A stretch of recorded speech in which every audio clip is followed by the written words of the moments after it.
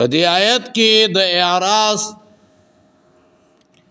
او د مخو اړولو دوا علتونه او وجه اغا ذکر کیا ذالک بانهم فذالک کی اشاره دا تولی اولیدو او راستا ذالک تولی بسبب التسهیل علی انفسهم امر العقاب دا اولیدل د دوی په دی وجه دی چې دوی په ځان باندې د عذاب خبره اسانه کړي دا او دا خبره په ځان باندې زکه اسانه کړي دا چې دوی یو غلطه عقیده دای جوړه کړي دا چې موږ با جهنم ته یو څو ورځې د پاره زو موږ ته به د هغې عذاب به را رسیږي او بیا به د هغې نه وروسته موږ جنت ته داخلیږو به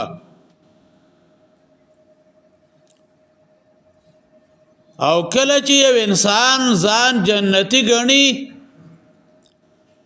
نو هغه بیا چرته کتاب الله ته راځي دا خو یو انسان ځان ګناهګار ګڼي ځان خطاکار ګڼي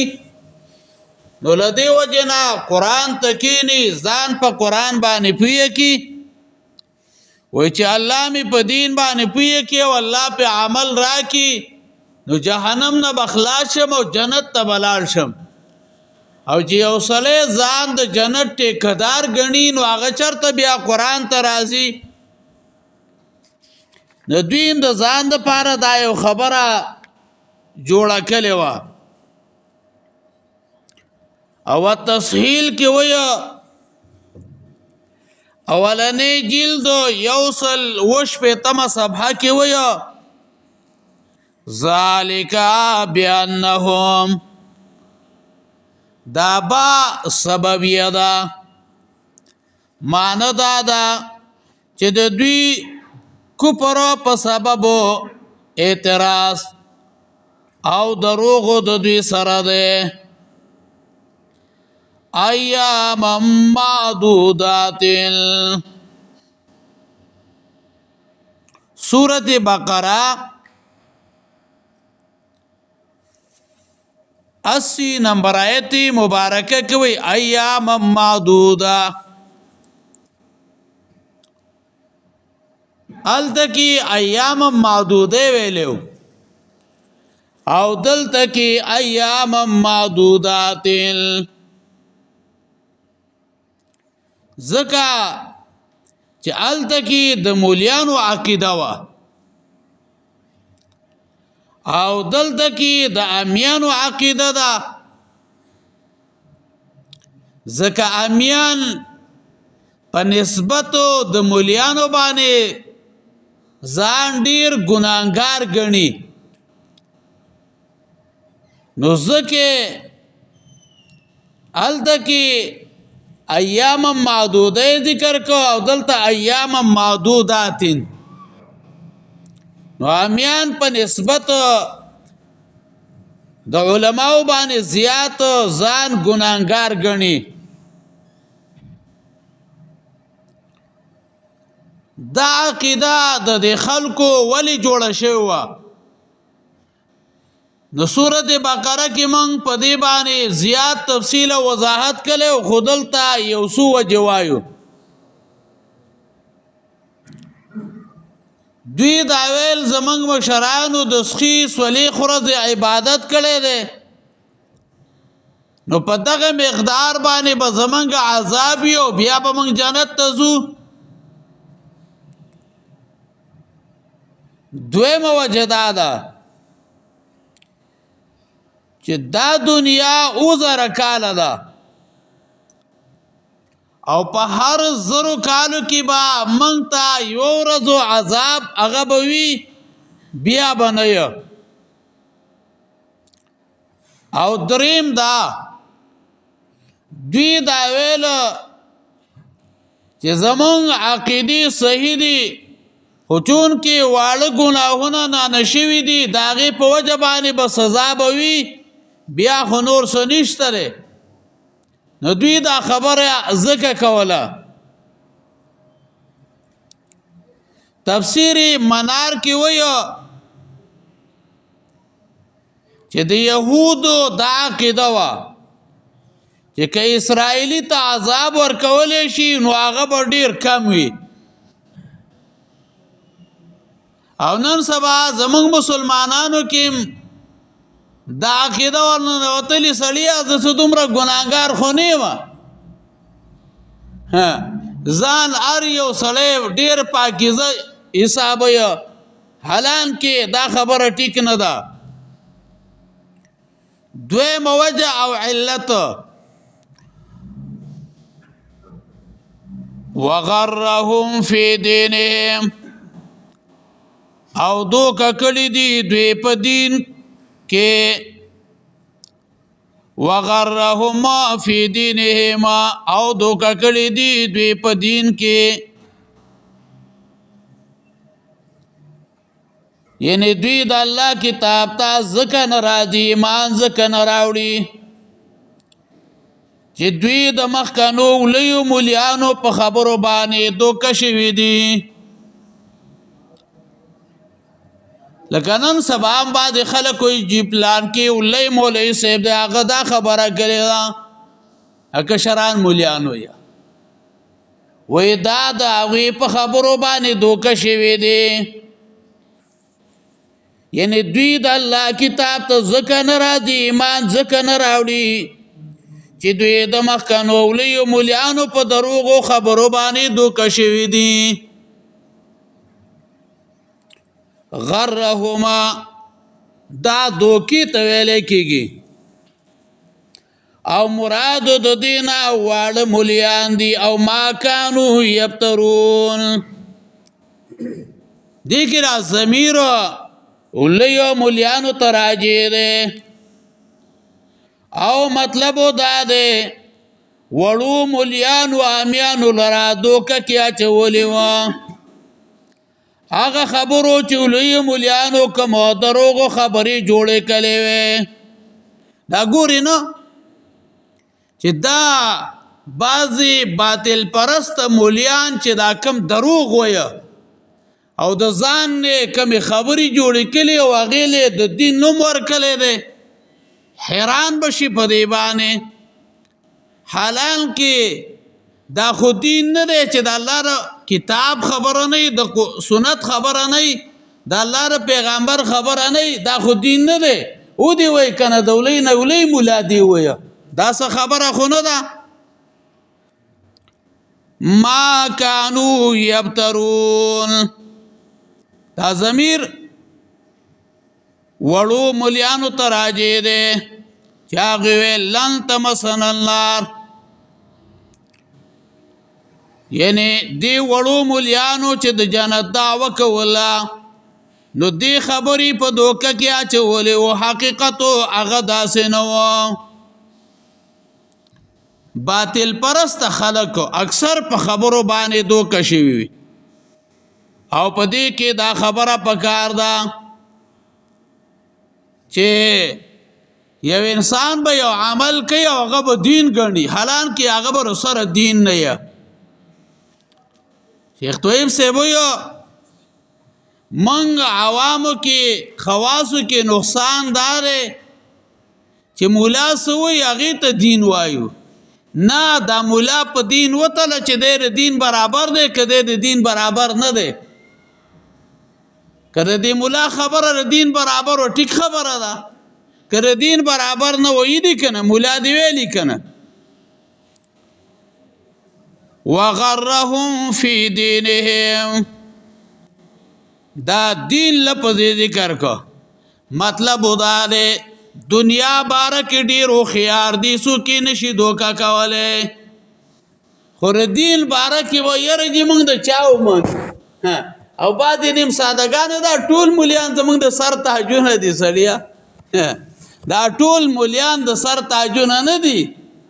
چې کم یو عالم د قرآن او د سنت خبره کوي حق خبره کوي دغه سر تاج دی داغه منل هغه په کار دی او نن سبا خو آسان کار دی یو سړي ته به خبره وکړي دی به یاره چې دا ټول مولیان دي نو هلکه دا ټول مولیان دي خو خراب خو پکې شته که نه او د دین په خبرو کې دی به یاره چې موږ د چا ومنو نو دنیا کې خو ډېر ماهر هر یو څیز هغه پیژنې یو سړی وایي دا کپړه ګز په 200 باندې ده